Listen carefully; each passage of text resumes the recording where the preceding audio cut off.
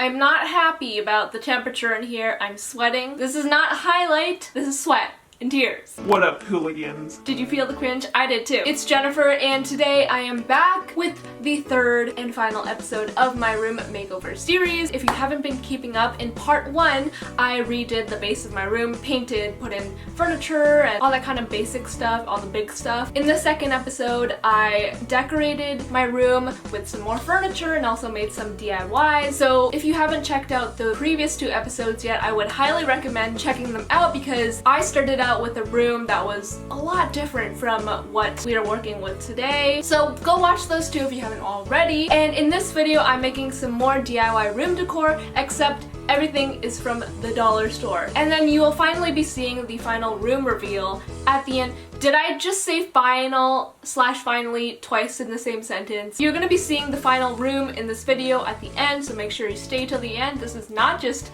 a manipulation tactic to get you to watch the end. What? If you like this video, make sure to like it, not just emotionally. I realize I say this at the beginning of every single video, but you don't even know if you're gonna like the video until you watch it, so... But like it anyway! And subscribe if you haven't already and you like my videos, and press that notification bell to get notified every time I upload. And if you do, comment that you're from the notification squad fam. You might be featured as shoutout of the week at the end of my next video. So, without further ado, let's get started. If you've never been inside a dollar store, you'd actually be surprised about the amount of cool stuff you can find in there. I live in the dollar store. I get so many DIY supplies from there, so if you haven't taken a trip down to your nearby... Is English available today? If you haven't I quit. Basically what I'm trying to say is go to the dollar store because you can find some cool stuff there. So the first DIY that I wanted to do was some canvas art. So I got 2 big canvases and also a variety of blue acrylic paints. And I wanted to create this kind of like beachy, blue, oceany canvas. For the first canvas, I took some dark blue paint and squeezed it into a container. In this case, it was a yogurt container. And did I eat this yogurt on purpose? Wait, what? In this case, all I had were some yogurt containers because I was eating yogurt. After that, I also poured in some water to thin it out because I needed the paint to be kind of watery and runny. Then I went ahead and poured that onto the canvas, and you might be confused about what we're doing, but now we're gonna whip out a straw. I also got these from the dollar store, and you're gonna kind of like spread it around by blowing into the straw and blowing the paint all around the canvas. And this is gonna create kind of like an abstract look, but you just kind of have to keep playing around with it until you get the effect that you want. Then I also watered down some aqua blue paint and it did the same thing. I poured it onto the canvas and then blew it around. And this time, since you have 2 colors on the canvas, you can like kind of blend them together, blow them into each other, mix it, melt it. Ooh!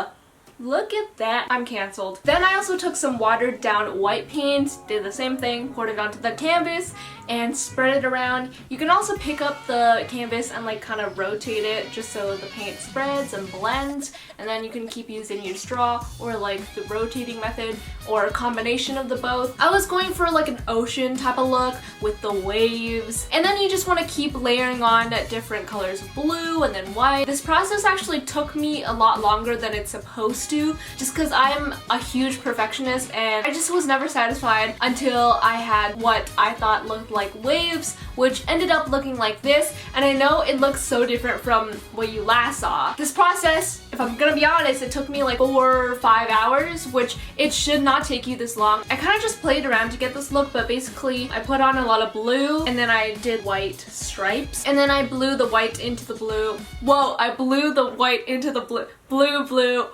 Oh my gosh, I love homonyms. So anyway, this is what my final canvas ended up looking like. I think it looks pretty good and kind of looks like waves. It's still abstract. For the second canvas though, it took me 30 minutes max. So I took the same paints that I used from the last project, just a variety of blue paints, and then I made these diagonal strokes across my canvas. I started out with a dark blue paint, moving on to my next blue, just doing the same thing but filling in the holes and adding wherever I want to. And then I just kept doing that with different shades of blue and also white, and you kind of just want to blend the colors together. And I'm pretty proud of this one. I mean, I'm proud of both, but these are what the canvases look like. And I hung these sideways just because these canvases were actually smaller than I anticipated. I did buy the biggest canvas that I could find at the dollar store, and I thought it would be big enough. I hung the canvases sideways just so it would look like it was taking up more room. Alright, next up I'm making this flower wall hanging thing that I've seen on Pinterest like a billion times, and I've always wanted to make it. What I first started out with was something actually not from the dollar store. I needed a branch, so I headed to my backyard and I just got a branch from there. And that was enough nature for one day. I used a circular saw to chop off the end that I didn't need, and then I took off all of the bark from the outside. You might be really confused about why I'm doing this, but you'll see in a second what this is for. And then I got some fake flowers from the dollar store. So what I started out by doing was I cut off the flowers from their stems. So I did that to all of the flowers, and there is a wire in the middle, so you kind of have to cut harder, but also you can just cut a little bit and then just bend off the wire. Once I had cut all the flowers off, I just took my, what's this called? Took my wooden branch, I guess. A branch is wooden, a wooden branch, and I laid it on the table, and then also laid my flowers under it in vertical columns to see where I wanted my flowers to hang. After that, I decided the flowers were not enough, and I also grabbed this branch of leaves from the dollar store, and I'm using some of these leaves. Burp coming, burp coming. Come on. Okay, it's not ready to come out yet. It'll be back later. I just cut off some of those leaves to put in between the flowers and sometimes to put on the flowers just to add a little bit of something. So then I took some fishing wire. This is basically clear wire. If you can't find this at the dollar store, it's fine. You can just use some regular string. Gotta burp.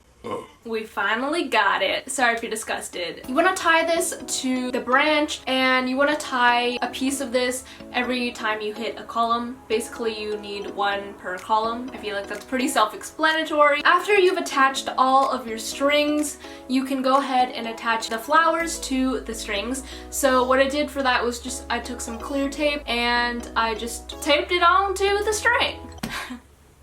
Howdy. Was that offensive? For some pieces, I had to use 2 pieces of tape, one for more of the top and then one for more of the bottom towards the actual flower, just to keep it stable. I kept taping until every single flower was taped to the wire. Once you are done, you are done. I mean, that's pretty obvious, but you need to tie a string to your branch so that you can hang it up. So I just took a piece of yarn and I tied it to the ends of the branch, and now you're ready to hang it up. I just pushed a push pin into the wall and I hung that thingy-majig up. But Whoa. I think it looks good for my particular room. I'm not sure if this was the best idea. Maybe I should have gone with different colors for flowers, or maybe this piece just doesn't belong in the room. But I gotta work with what I got, and this is what I got, and I think I made it work. I can't tell if I'm being harsh on myself or if it's actually true, so let me know down below if this is actually really ugly and I'm just lying to myself. Alright dudes, I think this is probably my proudest DIY in this video. I wanted to put a giant plant in my room, and initially I was gonna get one of those plants from IKEA. This is what it looks like. Unfortunately, the day I went, they were out of stock, even though online it said that there were 17 left. I think the worker just didn't want to get one for me. Instead of that, I decided to go with something else. So in my house, my mom keeps a lot of plants. This one particular plant has grown so big. This is what it's called, and I really like the look of it. I think it looks really cool. So I also wanted that plant in my studio room, and I did some research, and turns out you can replant this. So if you cut off a branch from this plant, you can replant it into some new soil and it'll grow by itself. And a lot of plants also work like this, so if you have an existing plant that you want to replant somewhere else, do some research because most likely you will be able to replant it. So what I did was I cut off a branch and then I put it into a vase with water, but we will get back to that in a second. I needed to... There's a baby crying in the background. We do not need that attitude right now. Somebody please control the child. So instead of buying a plant stand, I decided to make one with stuff that I found from the dollar store. I was determined to make a plant stand. I was like, it's just basically like a little stool. All I have to find is like a round object and things that I can use as legs. And what do you know? I'm a genius. It's no big deal. So I was walking through the aisles of, okay, you guys don't need the background story. Basically, I found this cheese board. This is made out of either wood or bamboo. I'm still trying to figure that out, but I guess it doesn't really matter. So this was gonna act as the top of the plant holder. I also found these dowels from the dollar store, and I only needed 4 because stools only need 4 legs. What I did was I took a ruler and I took my cheese board and I marked an X through the middle. So once I marked the X, I made a circle where each of the dowels would be, and then I took a drill that was the same size as my dowel and drilled a hole at each of the 4 points. Once the 4 holes are drilled, you can insert your dowels,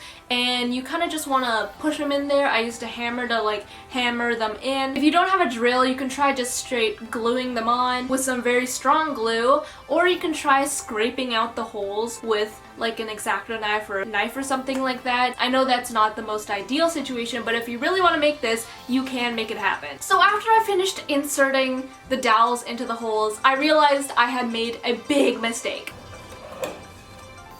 Wrong side! I drilled the holes on the wrong side of the board, and when I flipped it over, I noticed that it said cheese, because it's a cheese board and it says cheese.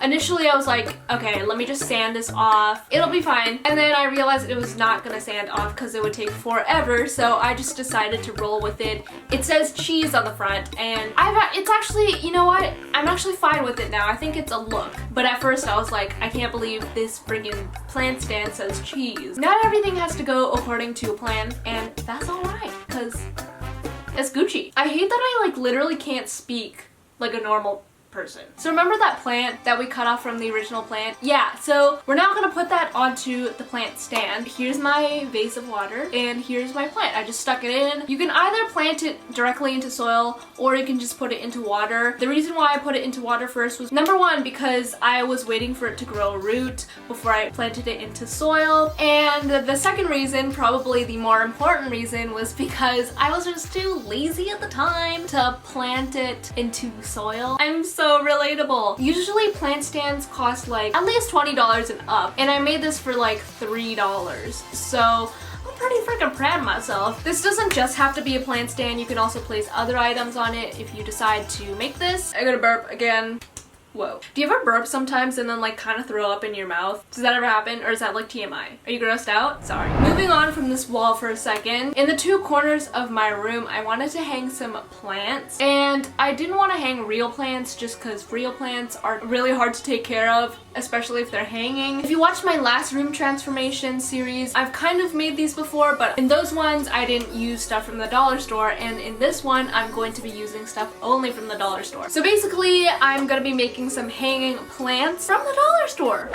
I got this plant pot from the dollar store. It's this clay pot, so it's this orange color, which is fine, but I wanted to make it white because you guys know I love white everything. My whole room is white, so I decided to paint it white. While I was waiting for that to dry, I grabbed some rope that I also, surprise, got from the dollar store. You can literally find everything from the dollar store. I wouldn't be surprised if you could like, I mean, so how long you're gonna cut your rope really depends on how long you want your macrame plant hanger to be. Oh, I forgot to mention, we're making macrame plant hangers. Woohoo! I've made this in a past video, as I mentioned before, but I'm showing you guys a slightly different method this time. The child has gone wild again. So I cut a total of 6 pieces, and each piece was, I think, around 3 meters. But if you do want it to be longer, because mine was a little bit short, I would recommend making it a bit longer. You can always cut off the excess, but you can't add on more rope. After that, you're gonna gather all the pieces and fold them in half, and then I'm gonna use some tape and just secure it down to my table so that I can work with it better. And then you wanna take another piece of rope. I think mine was around 30 centimeters long. It could be longer, it could be shorter, depends on how big you want your knot to be. So you want to create a U shape with your rope, and then start tying your rope around your bundle of ropes, and then just keep tying it until it gets to the bottom of your U shape, and make your U shape as long as you want your knot to be. And then once you get to the bottom, you want to push the end of the rope through the loop, pull it downwards and pull it tight. And then you can go ahead and cut off any of the excess that you don't want. So to start off, I'm going to take 4 strands and I'm going to create a spiral knot. I'm going to take the 4 strands, take the leftmost strand and make it 4 across the other 3 strands, take the rightmost strand, put it over top of all the strands, tuck it underneath all the strands, and then pull it through the loop on the left side. Now pull it tight and you have your first knot. Now you're going to continue doing that knot. I did about 10 of these, and as you keep going, you're going to notice that it starts spiraling. Once I finished that on the first 4 strands, I continued with the other 2 bundles of 4 strands. Macrame takes a while, but honestly, you get a lot of practice. If this seems really hard, it's really not. After that, I moved on to a different type of knot. I'm going to do a square knot next. If you watched my previous video, which was the part 2 of my room makeover, then you would know how to do this knot. For these, I'm not going to take the same bundles of 4. I'm going to place the 2 adjacent bundles side by side, and then I'm going to take 2 strings from each bundle to create a new bundle of 4. So that basically I'm like tying the 2 bundles together. I started this knot like 15 to 20 centimeters down. To do the square knots, you're going to start out by doing the same knot by creating the 4 with your left strand and then crossing over the right strand and then tucking it underneath and then pulling out from the loop. Now is where it gets different, but kind of the same, which is a paradox, but we're gonna ignore that. Basically, you're just gonna do the opposite of what you just did. Instead of creating 4 on the left side, you're gonna take your right strand and create a backwards 4, and then take your left strand, cross it over everything, tuck it underneath, and then pull it out from the right side, and then pull it tight. Now you have a square knot. I did that one more time so that I had 2 square knots in total, and then I did that to the other 2 bundles of ropes. Then I moved lower onto the rope. I continued taking 2 from one and 2 from the other, and then surprise, I did more square knots, and this time I only did 1 square knot, so it was a little smaller because I was running out of room on my rope. When you are creating these knots, you want to make sure that they line up on each rope, just because if they don't line up, it'll look kind of whack. To tie it off, I just used the same exact knot that I started the macrame hanging with, and I took another piece of rope and did that U thing, tied the rope around the bundle until I got to the bottom, pulled it through the loop until it was tight. I cut off any of the excess, and now you have your macrame plant hanger. So now it's time to put it all together. So I placed my plant pot into the macrame hanger. It should rest pretty snugly. I took this bundle of leaves, and this is what was going to be my hanging plant. So what I did in order to make it stable was I bent the bottom, since it is wire, into this like kind of U shape so that it would fit snugly inside of the plant holder. Pushed it into there. I just moved it here and there so that it would be spread the way that I liked it. And once I was done that, I just hung it up onto my ceiling with a hook, and there I had it. And you guys actually saw this in my previous video, but you guys probably had no idea that I made this from the dollar store. And for the second one, I did the exact same thing. This is what the white plant pot is for. For this one, I just made it a bit longer. So those are my hanging plants. I'm very proud of them, and I think they look really good. Now going back to that wall space, in my previous video you guys saw me put in this little TV bench, little being the key word. I had to work with what I had. I had to decorate this little space, and to do that I got some more branches of leaves and I just placed them onto the little desk. I placed one on top and then one on the bottom little shelf thing. I'm burping a lot today. Then I just placed some things on there that are not from the dollar store, so I guess this is not a completely dollar store DIY video, but don't come after me. Alright guys, that is all that I did to decorate my room. Are you guys ready for the final room reveal? I don't think you're ready. Are you though? But are you though? But are you? Okay, I'm getting annoyed. Actually, instead of cutting straight to the room reveal, let's do some drastic before and afters because I think you guys will enjoy that. Let's get to it.